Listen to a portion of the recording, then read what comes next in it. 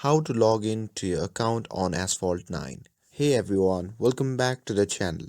In today's video, I'll be showing you how you can log in into your Asphalt 9 account. So without further ado, let's get started.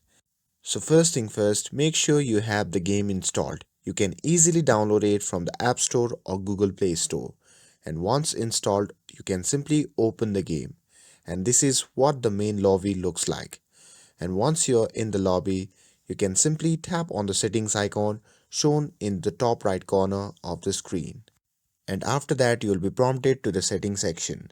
From there, you can simply navigate to the Game Loft Connect section, and here you can simply tap on Connect button. And after that, you will now see a different login option. So simply choose the one that works best for you.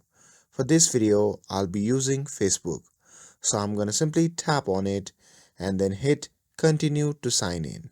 Now you just have to wait for some time, and after that you will be logged in Asphalt 9.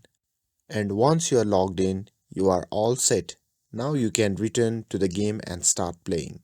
And that's all there is to it. With this, if you found this video helpful, then don't forget to like, share and subscribe to get updated for more videos.